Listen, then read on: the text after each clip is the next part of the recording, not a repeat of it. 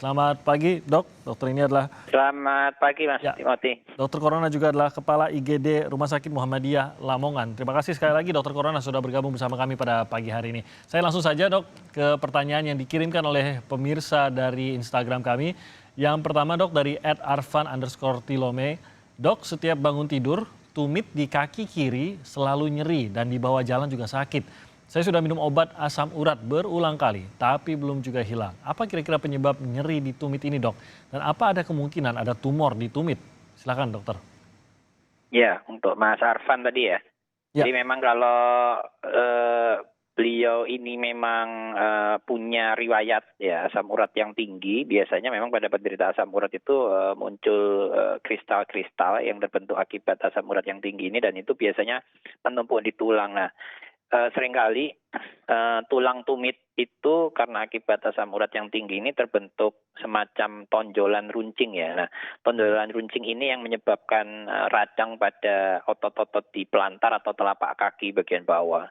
Dan ini biasanya memang pada beberapa kasus pada saat dipakai jalan itu memang nyeri ya karena memang harusnya tidak ada tonjolan ini. Nah, untuk tahu persisnya memang harus foto ronsen ya telapak kaki nanti akan terlihat.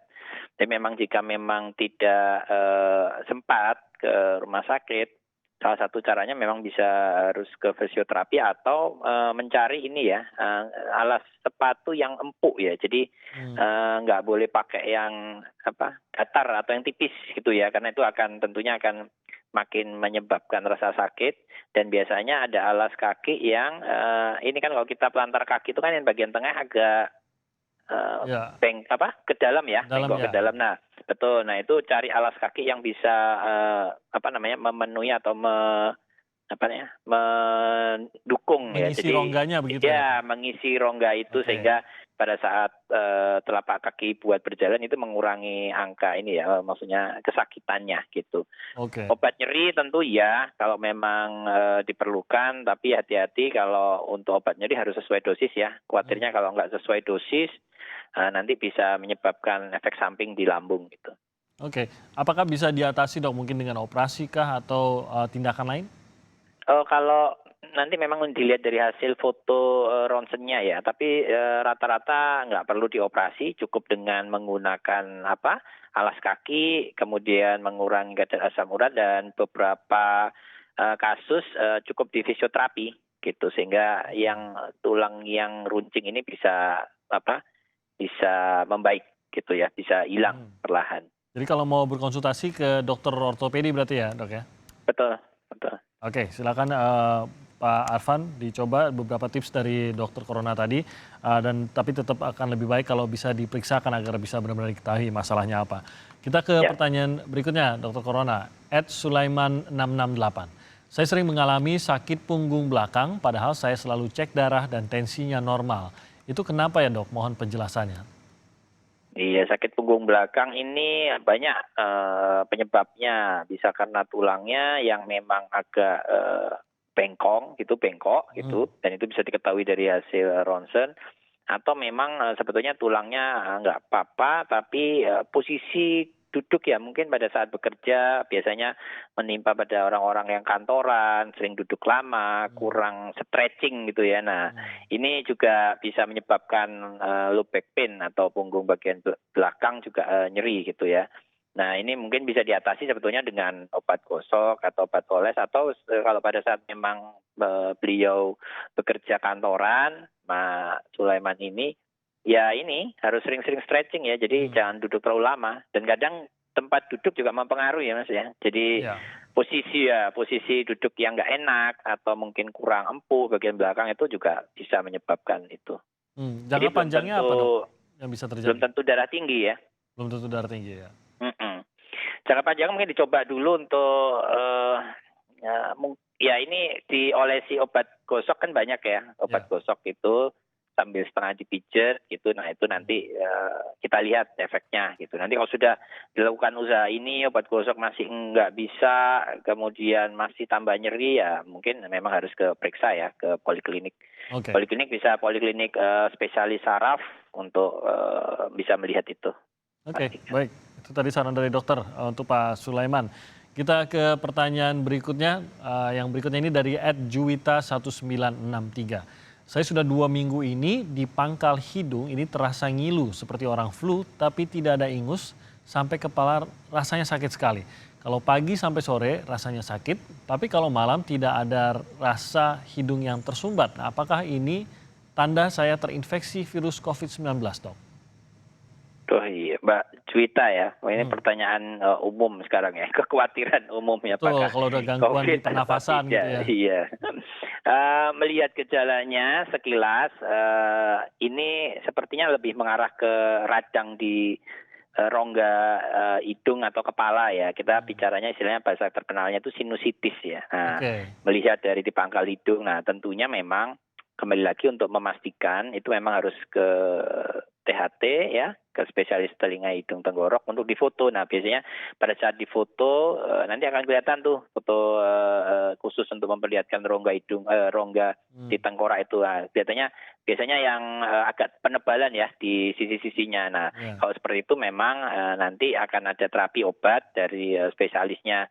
Biasanya untuk mengurangi radangnya, mengurangi nyerinya, dan biasanya kalau ada indikasi infeksi memang kita kasih antibiotik gitu. Setahu Jadi saya, Dok, sebentar ya, ya.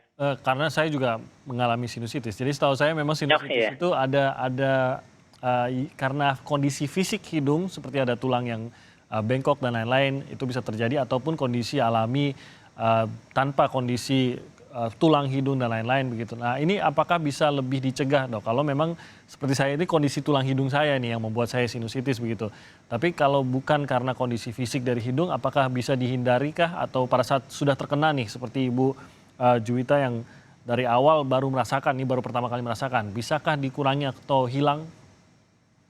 Ya, kalau dikurangi atau hilang tentunya kita melihat dulu tingkat keparahannya ya. Oke. Nah, kebanyakan memang karena adanya infeksi atau biasanya cara ini ya, cara membuang ingus yang salah ya. Iya. Nah, ini yang perlu diperhatikan. Jadi kalau untuk memang tidak ada kelainan di tulang hidung atau tulang tengkorak, biasanya perlahan-lahan itu karena cara membuang ingus yang salah sehingga ada yang masuk ke rongga itu gitu. Jadi Yang salah itu memang bagaimana, Dok? harusnya salah satu sisi saja. Jadi tidak dua sisi yang dipencet, satu sisi kemudian misalnya ingus yang mau buang ingus kanan, maka satu kiri yang dipencet terus Itu yang salah atau yang benar itu, Dok? diembus. Itu yang benar ya Itu yang gitu. benar, oke. Nah, betul gitu. Nanti jangan dua-duanya yang dipencet ya, terus keluar. Jadi satu gitu buang, nanti yang satu lagi dipencet begini, baru dibuang ya ingusnya gitu, dihembuskan itu salah satunya. Tapi memang kalau memang ada faktor karena infeksi ya ini memang harus jaga kebersihan ya, jaga kebersihan.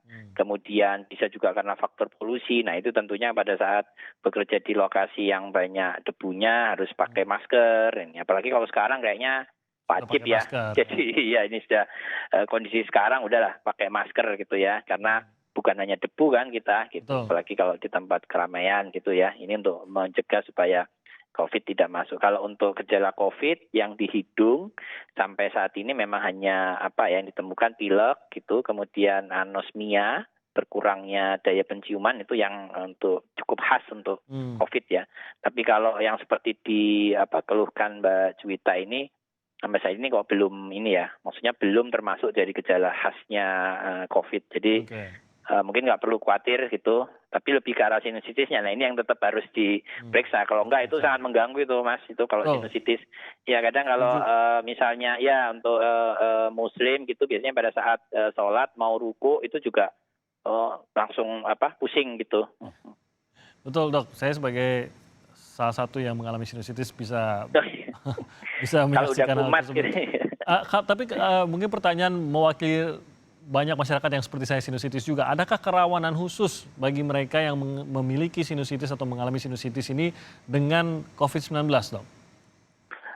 Sebetulnya kalau adanya penebalan di rongga kepala itu membuat ini ya lebih rawan ya, atau dia memang lebih banyak ke arah lebih rawan infeksi, sering pilek, kemudian nyeri kepala tentunya yang paling sering gitu.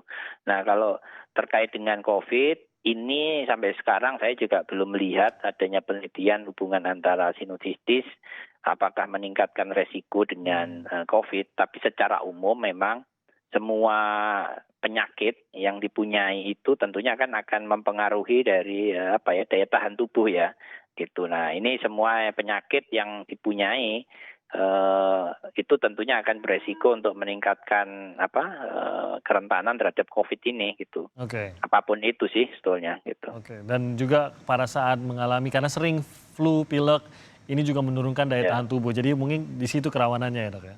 Betul gitu. Jadi sering flu ya. Nah itu tentunya kan juga pengaruh.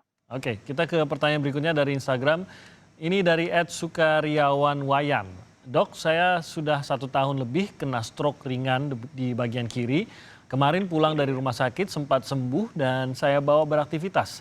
Tapi jadi kaku lagi pada bagian pergelangan tangan yang diawali dengan kesemutan ringan. Mohon solusinya dok.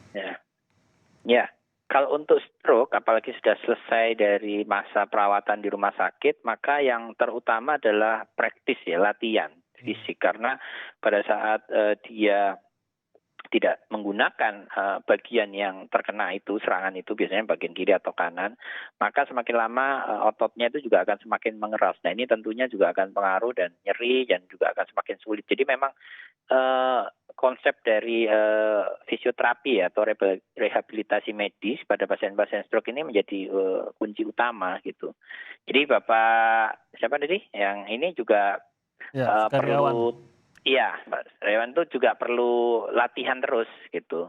Dan memang ujiannya itu kesabarannya. Kadang kan merasa capek ya harus latihan terus, tapi tetap harus latihan terus. Sedangkan memang jika ada keluhan di pergelangan tangan itu, saya kira mungkin cukup ke fisioterapis untuk memastikan jenis latihan yang diperlukan gitu ya. Misalnya apakah digerakkan ke kanan, ke atas, atau ada alat tuh yang olahraga itu ya yang megang grip itu ya, latihan grip itu juga bisa dipakai seperti itu. Tapi intinya sebenarnya sih latihan ya, latihan.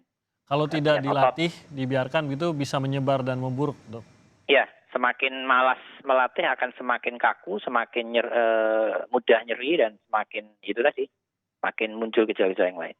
Oke, jadi harus dilatih terus terapi yang bisa dilakukan oleh Pak Sukariawan Wayan. Latihan otot ya, latihan otot. Latihan otot. Baik, Dokter Corona, kita akan jeda sebentar dok, dan nanti usai jeda kita akan terima telepon dari pemirsa. Anda bisa menghubungi kami, mempersiapkan pertanyaan Anda dan menelpon ke 021 5366 0500. Kami akan terima telepon Anda usai jeda berikut ini.